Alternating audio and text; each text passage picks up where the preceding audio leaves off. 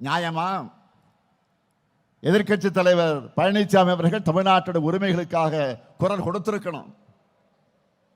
ஆனா கோரிக்கையா கூட இதையெல்லாம் கேட்க துணிச்சல் இல்லாத துரோகியா அவர் மாறிட்டார்.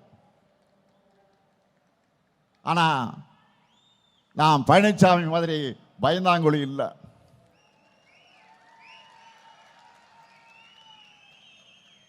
ஆட்சிகள்ல பதவிகள்ல உயிரே போனாலும் எதை பற்றி நாங்கள் கவலைப்பட மாட்டோம். என்ன வழக்கு போடுவ போடு, நாங்கள் பார்க்காத மிஸ்ஸாவா, நாங்கள் பார்க்காத தடாவா? இன்னைக்கு இந்திய அளவில் இருக்கக்கூடிய எதிர்கட்சிகள்லயே திமுக மேலதான் பாஜக அரசு அதிகமான ரைடுகள் நடத்துறாங்க. நம்ம அமைச்சர்களுக்குத்தான் அதிக அளவில் அழுத்தம் கொடுக்கிறாங்க. ஆட்சிக்கு நெருக்கடி ஏற்படுத்தலாம்னு பார்க்கிறாங்க. எமர்ஜென்சியை பார்த்த இயக்க திமுக.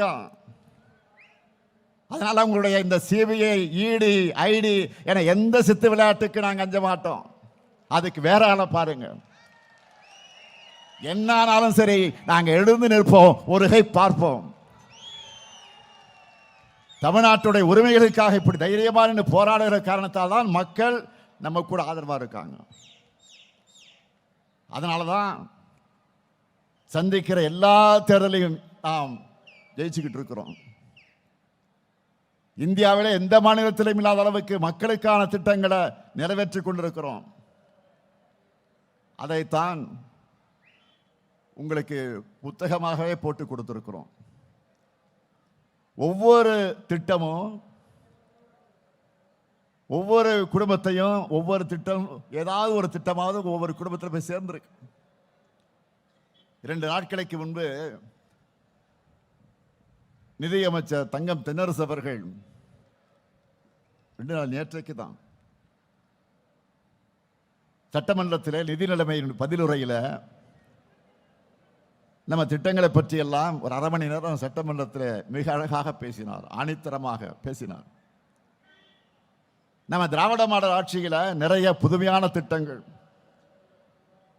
முன்னோடி திட்டங்கள் மூலமா மக்கள் எப்படி பயனடைஞ்சிருக்கிறாங்க, அதை மற்ற மாநிலங்களும் எப்படி இப்போ ஃபாலோ பண்ண தொடங்கி இருக்கிறாங்க,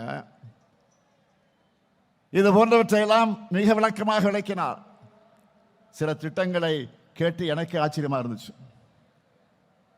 இப்படி நாம நிறைவேற்றி கொண்டு வரக்கூடிய திட்டங்களுடைய அவுட்புட் தான் இன்னைக்கு என்ன நிலை? 11.19% இரட்டை இலக்க வளர்ச்சி.